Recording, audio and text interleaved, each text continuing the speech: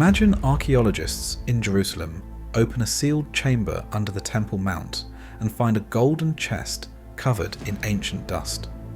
Within hours, politicians are on planes, religious leaders call emergency meetings, and the whole world is asking the same question. Have we just found the Ark of the Covenant? In the Hebrew Bible, the Ark of the Covenant is a gold-covered chest that held the original tablets of the Ten Commandments and was treated as a sacred object with terrifying power. The stories say the Israelites carried it into battle and saw whole armies fall and city walls collapse when it went ahead of them. If the Ark suddenly reappeared today, it would be the biggest archaeological discovery in religious history, and it would change how millions of people think about God, the Bible, and even the politics of Jerusalem. So, is the Ark really lost? Many people think it was destroyed when the Babylonians tore Jerusalem apart in 587 BC. Yet scattered through history are clues that it might have survived. Some point to a sealed cave somewhere in the Judean desert. Others insist it never left Jerusalem at all and lies in a chamber under the Temple Mount. Another ancient tradition swears it was carried to Ethiopia and locked inside a chapel that nobody is allowed to enter. We will take all the wild claims about the Ark, strip them down to the three most serious options, and test them one by one against history, archaeology, and scripture. And by the end of this video, you will be able to decide for yourself whether the Ark of the Covenant is truly lost, or whether it might still be out there, hidden in plain sight. If we go back to its beginning, we do not actually know its exact historical origin, but the Bible gives a clear version of its story in the book of Exodus. After leaving slavery in Egypt, Moses and the Israelites set up camp at the base of Mount Sinai. The account says the mountain shook, smoke rose up from the top, and the voice of God called Moses to come up. Moses climbed the mountain and stayed there for 40 days and 40 nights, and when he finally came back down, he was carrying 2 stone tablets. On those tablets were written the 10 Commandments, and those 10 laws formed part of a covenant, a binding agreement in which God chose Israel as his people on the condition that they kept his commands. Not long after this, God instructed Moses to have a chest built to hold those tablets safely, and the instructions were very detailed.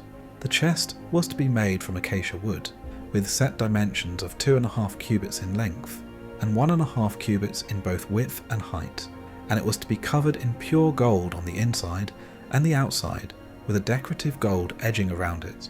Rings made of gold were to be fixed to its sides so that long poles could be pushed through them, allowing the priest to carry it without touching the chest itself. Inside that ark, the tablets with the 10 Commandments were placed, and in other parts of the Bible we are told that a jar of manna, the strange food that had appeared on the ground during the desert journey, was also set inside, along with a wooden staff that had belonged to Aaron, the brother of Moses. The top of the chest was not left plain.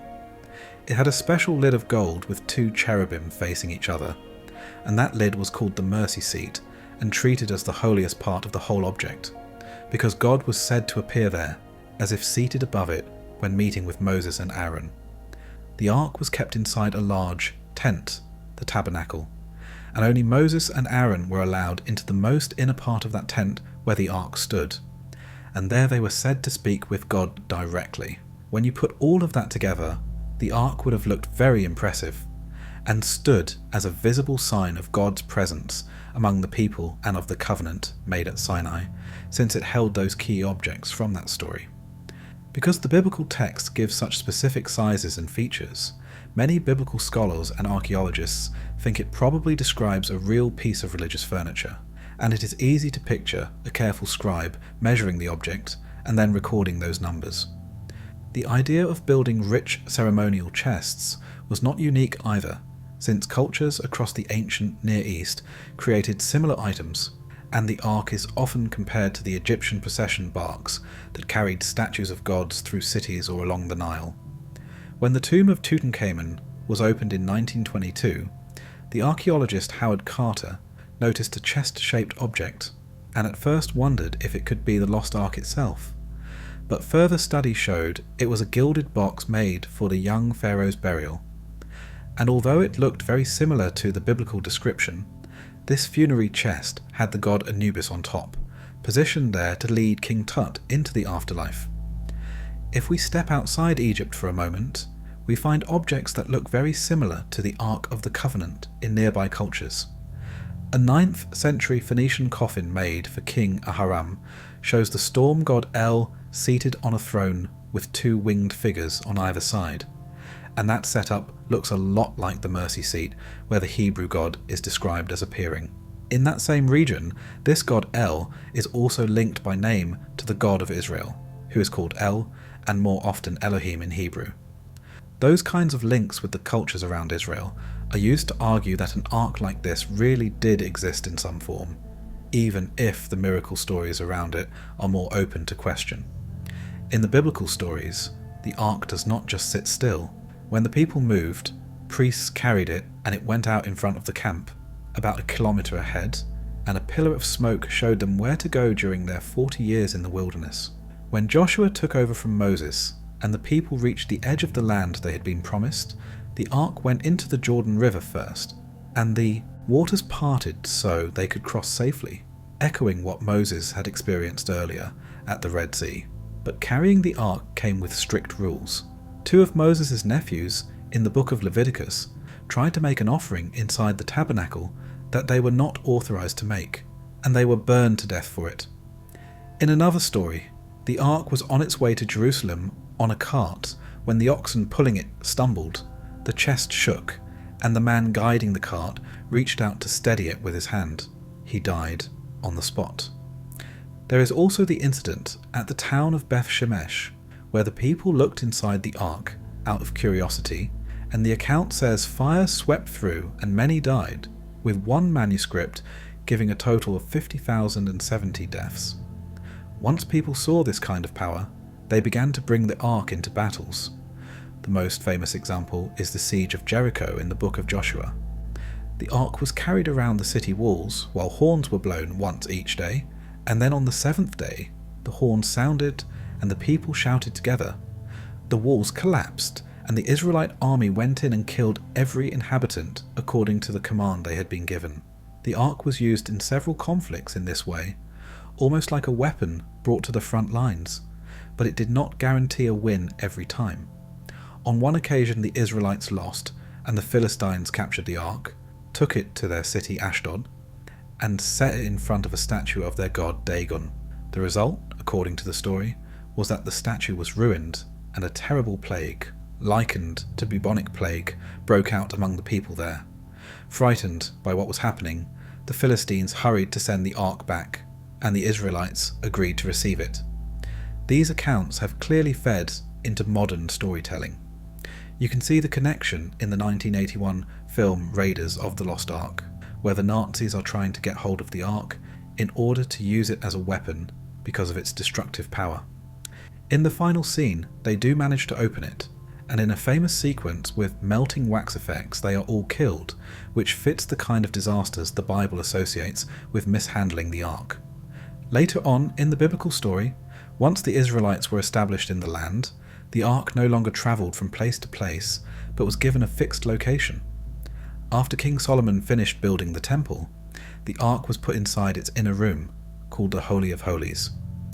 Only once each year, on the Day of Atonement, or Yom Kippur, was the high priest allowed to go into that inner space. He was to place the sins of the people onto 2 goats, sacrifice them, and then sprinkle their blood on the mercy seat, and the word scapegoat comes from this ritual.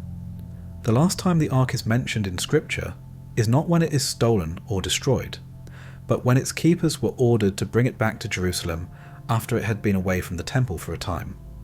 That took place at Passover in the 18th year of King Josiah, around the spring of 621 BC, and after that reference there are no more reports of anyone seeing it, so it simply drops out of the biblical story. That last clear mention of the ark in Josiah's time comes only a few decades before disaster hits Jerusalem. Around 35 years later, in 587 BC, the Neo-Babylonian forces under King Nebuchadnezzar II surrounded the city, broke in, and burned it. The temple was stripped and then destroyed. Many people died, and those who survived were taken away to Babylon and not allowed to come back. They lived there under harsh conditions, often in slavery for about 70 years, a time remembered as the exile. When that exile ended and the Jews were finally allowed to return, they rebuilt the temple in Jerusalem. In the records from that Second Temple period, there is no sign that the ark was put back inside it. Much later, when that rebuilt temple was destroyed by the Romans in 70 AD, the ark is still not listed. The Jewish writer Flavius Josephus gives a list of the objects the Romans carried off and mentions a heavy golden table, a golden lampstand, and then the law of the Jews, but he does not name the ark itself. Some people try to link that phrase, the law of the Jews, to the ark, but this is doubtful, because in the Roman Forum there is a triumphal arch that shows the Roman troops carrying out temple treasures, including the golden lampstand, and the ark is not shown there either. For something that important, it is strange to see no picture and no direct line in Josephus. So again and again, when people try to track it, they end up back at the Babylonian attack of 587 BC as the moment when the ark drops out of sight, and the assumption is that its disappearance in scripture is tied in some way to that invasion and the fall of the temple. Jewish writings collected in the Talmud speak of the ark as having been destroyed at that time, either burned and crushed in the ruins of the temple, or hauled off to Babylon and lost there. That might have happened, but the text never actually says in plain words that the ark was destroyed on that day. Because there is no firm statement, other options stay open. The ark might have been hidden away before the Babylonians arrived, or it might not have been inside the temple then at all. On that basis, people still allow for the idea that the ark could still exist and might be found. With such a famous object, it is not surprising that many locations have been suggested. Some are more convincing than others, so here we will stick to 3 that are presented as the strongest. The first group of ideas puts the ark somewhere in the Judean desert. Early Jewish sources link it to a safe hiding place there, and one key text is the second book of Maccabees. This writing does not appear in every Bible and is classed as apocryphal. In the centuries after the exile, several such works were produced, like Jubilees and Enoch, and because they did not have the long use that books such as Genesis and Exodus had, people never fully agreed on their place in the canon. Second Maccabees belongs to that group, and is usually dated between 150 and 120 BC. In that book we are told that, just before the Babylonian army came, the prophet Jeremiah knew the ark was in danger and chose to hide it out in the wild. The account says he took it to the mountain where Moses had gone up and had seen the inheritance of God, which many have connected with Mount Nebo in Jordan, where Moses looked over the promised land in Deuteronomy, though that link is not certain. Jeremiah is said to have put the ark and other temple items in a cave at the foot of that mountain and then sealed the entrance. Some of the men with him wanted to mark the spot so it could be found again later, but Jeremiah refused and said that the place would stay unknown until God gathered his people again and showed them mercy. That saying has not stopped people from trying to locate the cave. Treasure hunters have carried out illegal digs around Mount Nebo in search of the ark, and the Jordanian authorities have had to keep watch and punish this activity. Official digs with permission have revealed various finds near the mountain, but not a hidden chamber with the ark inside. Because of that, some researchers have turned their attention to other mountains named in the Bible, in case the ark was taken there instead, and Mount Sinai often comes up as a main candidate, since that is where Moses received the 10 Commandments. The difficulty is that the true location of Mount Sinai is not agreed. Many point to a peak called Jebel Musa in Egypt, a view that goes back to the 6th century AD when Christians built a monastery at its base, but there are also arguments that the real Mount Sinai may lie somewhere else. When people try to place the biblical Mount Sinai on a modern map, they do not agree on a single spot. Different proposals stretch across a big zone that covers parts of Egypt, Saudi Arabia, and Jordan. Any one of those sites could hide a cave large enough to hold the Ark of the Covenant, if such a cave still exists and has not already been opened. One writer goes much further and argues that the Ark was actually found long ago, during the time of the Crusades, by the Knights Templar. In that version, the Templars were based near the ruins of Petra in Jordan, and heard that the Ark might be hidden somewhere close by. They began to search the region, and eventually reached a mountain called Jebel al-Madba. At the foot of that mountain, they supposedly came across an unmarked cave. They went in with torches, saw gold and ancient objects that looked untouched for a very long time, and at the back of the cave they identified one chest as the Ark of the Covenant. From there, the story says, they took the hoard back to Europe, but kept the Ark itself secret. Later guesses place it in Chartres Cathedral, in Haute, France, or on the estate of the English nobleman Ralph de Sadley, or even say it went first to Ireland and then to the early American colonies.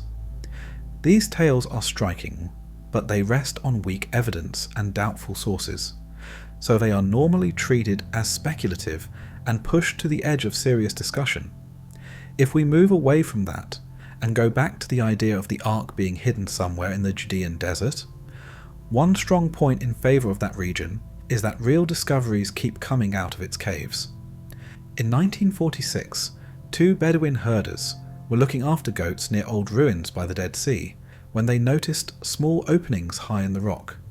They climbed up, went inside, and found little clay jars. When they broke the jars open, they uncovered thin scrolls and fragments of manuscripts. The dry heat had kept them in good condition, and the ancient Hebrew writing could still be read. Without realizing it, they had stumbled onto what is now seen as the most important find in biblical studies so far. These texts are now thought to have been left by a Jewish group called the Essenes, who hid them before the Romans attacked their settlement, which lines up closely with the story in 2 Maccabees about Jeremiah hiding the Ark before the Babylonian invasion. Just as those Dead Sea caves stayed untouched for centuries, it is possible that other caves in the desert have yet to be explored, and if the old stories are right, one of them could still contain the Ark of the Covenant. There is also the possibility that the Ark was never concealed in the desert at all, but was taken south to Africa. For many generations, a Christian community in Axum, in Ethiopia, has said that they hold the Ark.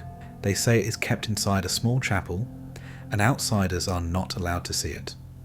The route by which the Ark is supposed to have reached Ethiopia is told in the Kebra Nagast, a national religious book. One episode in that work tells how King Solomon and the Queen of Sheba had a son named Menelik. Although he grew up in Jerusalem, the story says that when he became an adult, he had to return to his mother's country, Ethiopia. Before he left, some of the priests attached to Menelik are said to have gone into the temple, removed Solomon's most treasured object, the Ark, and swapped it for a perfect copy that looked the same. On the journey home, Menelik realized that the real Ark was with him, and was struck by the fact that its feared power had not harmed anyone, not even the men who had taken it. He took that as a sign from God, and carried the Ark onto Ethiopia, where he placed it in the holy city of Axum. According to the tradition, it has stayed there for about 3,000 years in a chapel that belongs to the Church of Our Lady Mary of Zion. It is said to be watched over by a continuous succession of monks who are not allowed to leave the grounds, and no one from outside is allowed to go in. Even so, some people claim they have been allowed inside and have seen what is kept there. One of those is Edward Ullendorf, a British historian and professor of Ethiopian studies. In an interview, he said that he was quietly shown the object in 1941 while he was in the area during the Second World War. He said that, in his view, it was not the biblical Ark at all, but an empty wooden chest made in the later Middle Ages, put together as needed. After his comments, many scholars have remained doubtful that the real Ark is in Ethiopia, and see the Menelik account as a way of building a national legend and supporting the claims of Ethiopian rulers. Many Ethiopian Christians strongly reject that view, and insist that the genuine Ark is still in their care. In practical terms, the only way to settle the matter would be for the Ark in Axum to be shown publicly, and so remove the suspicion that it is a forgery. In 2009, Patriarch Abune Paulos told foreign reporters that he was going to reveal it, but the following day he withdrew that statement. As things stand, the Ark of the Covenant is still said to be kept inside that Ethiopian chapel, and until it is either displayed freely to the world or seized by force, as some have lately worried, this particular line of investigation remains open but unanswered. For this last possibility, we go back to the Holy Land, to Jerusalem, the city where our search started. In this version of the story, the Ark of the Covenant is not in a distant land at all, but hidden directly under the old temple site, on the area now called the Temple Mount. Today that hilltop is already crowded with important religious buildings, and that is the main reason no proper dig has taken place there. The best known of these is the Dome of the Rock, an Islamic shrine first completed in 962 AD, which stands over the rock from which the Prophet Muhammad is believed to have ascended to heaven. On the same platform is the Al-Aqsa Mosque, and the whole complex is built over the spot where Solomon's temple is said to have stood. At the base of the mount is the Western Wall, the remaining piece of the Second Temple, destroyed by the Romans and treated as the holiest site in Judaism. Any attempt to tunnel under these structures would be highly sensitive, because the work could damage or even bring down buildings that are sacred to several faiths. Despite that, some have still tried to search under the mount.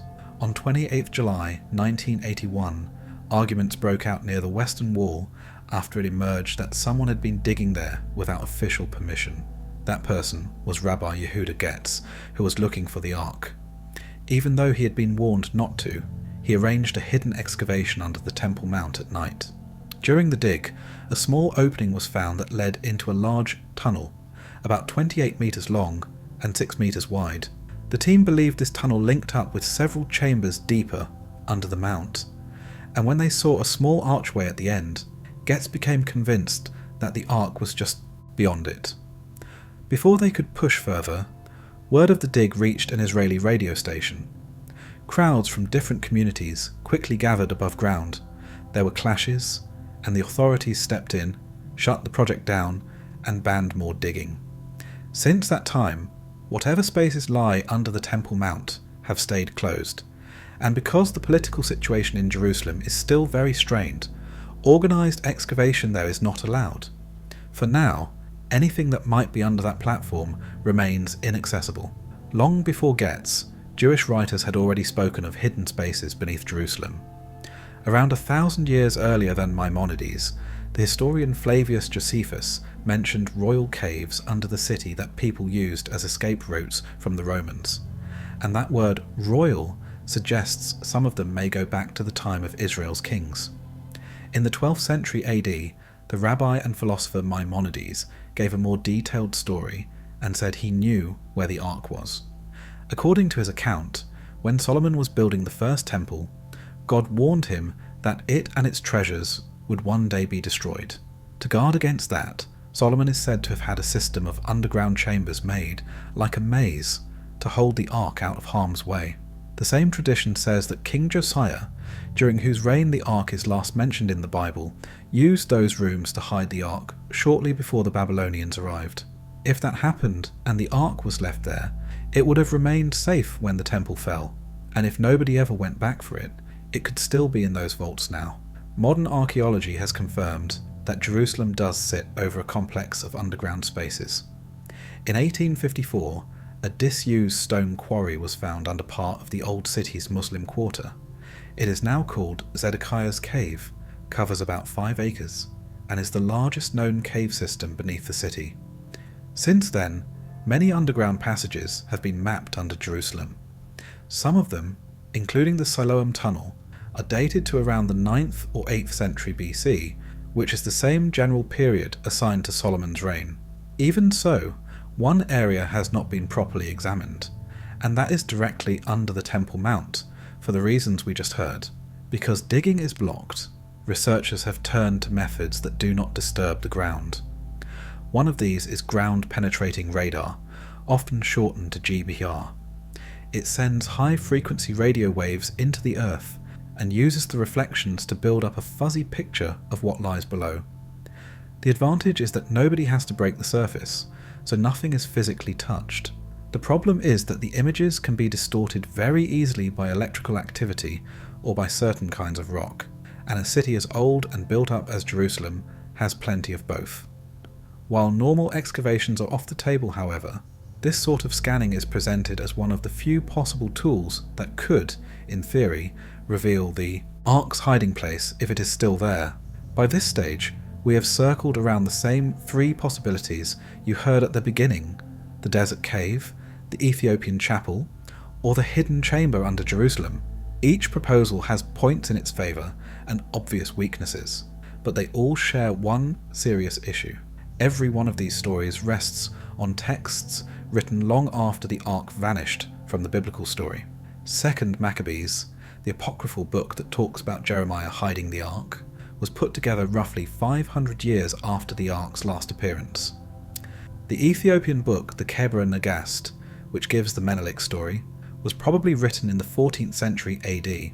Maimonides, who passed on the account of Solomon's secret vaults under Jerusalem, lived in the 12th century AD.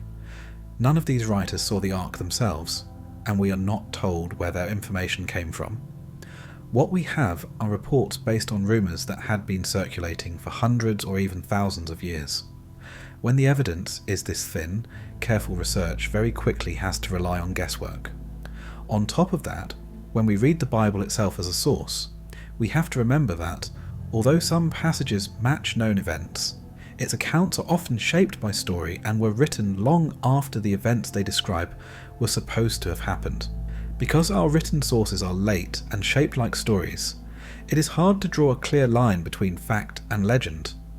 So instead of chasing rumours, we have to anchor ourselves to the few fixed points we do have, and one of them is this. After the temple was destroyed in 587 BC, the Bible never mentions the Ark again. Many people have taken that silence to mean the Ark was destroyed at that time. Earlier, I pushed back against relying only on that guess, but if we are honest, it is possible that the Ark really did vanish from history in that moment. When the Babylonians broke Jerusalem and tore down the temple, the Israelites did not only lose a building, the objects that showed God's presence and the covenant were gone as well, and for them that meant God's visible presence on earth had been removed. That kind of loss would have been very hard to accept, and some people did turn away from the beliefs of their fathers. In that same period of sorrow, their religion also began to shift. Across the ancient Near East, people normally tied their gods to things they could see, like statues, temples or arks. When those things disappeared, faith started to rest less on objects and more on something you could not see. For the Israelites, God was no longer someone they had to see in order to worship. He was someone they trusted in without physical proof. During that time, their key writings were gathered and set down, and their shared stories were fixed in what became their sacred texts. It is in this era that many scholars place the end of the old Israelite temple religion and the beginning of what we now call Judaism. That change in the way they worshipped fits with the idea that the Ark and other physical symbols of the covenant were gone, and that their religious life had to adjust without them. If that is the case, then people who claim to know where the Ark is might be holding on to something that has already been lost, keeping their hope alive instead of letting go.